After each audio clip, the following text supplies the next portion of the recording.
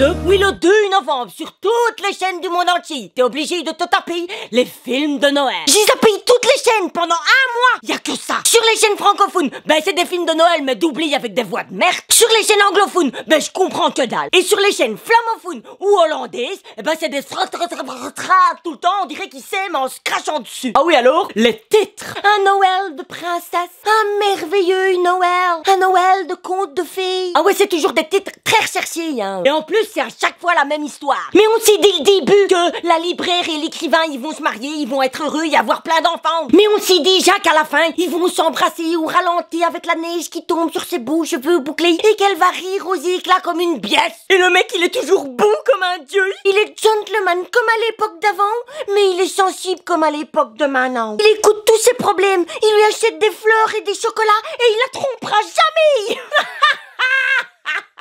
Mais c'est plus un film de Noël, c'est de la science-fiction.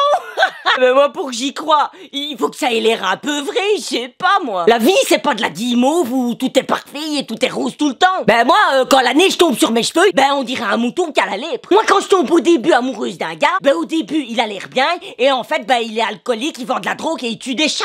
Ben moi, j'y croirais au film de Noël, si par exemple, ben le gamin, il découvre que le Père Noël, en fait, ben c'est Thierry, le gros voisin dégueulasse qui mate maman avec ses jumelles, et il est resté coincé dans la cheminée avec sa grosse panse. Ça, c'est possible. Ou alors l'histoire de la petite fille qui descend les escaliers le soir de Noël pour aller voir si elle a pas des cadeaux au pied du sapin et qui tombe sur son papa et la nounou Chantal déguisée en Mère Noël et qui sont tous les deux sur la table de la cuisine. Ça, c'est possible. Un vrai film avec des gens normals. Mais en plus, t'as déjà vu les acteurs de merde que c'est. C'est les mêmes acteurs que tu les vois depuis 20 ans mais que tu connais pas leur nom et qui jouent que dans des films de Noël. À mon avis, les acteurs pourris, eh ben ils peuvent que jouer dans des films de Noël. À mon avis, c'est ça. Même Maria Carey, elle joue dans des films de Noël. Enfin, elle joue. Moi, j'ai toujours peur que ces nichons explosent à l'écran tellement qu'elle les comprime. Oh, joyeux Noël! Ah bah ça, au moins, on s'y attendrait pas. J'ai entendu la sœur de ma mère qui disait « Oh, moi, j'adore les films de Noël. Avec mon pyjama licorne, c'est mon petit moment à moi dans le canapé, avec mon chocolat chaud et ma bouillotte. Mais achète-toi les 10 DVD et tourne-les en boucle même en juillet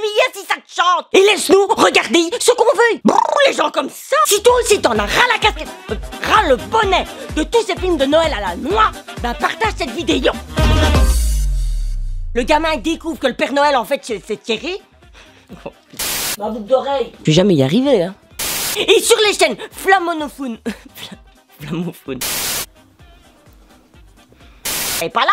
Et qu'en fait il est. Mais pourquoi je fais des phrases à rallonge comme ça? Ça fait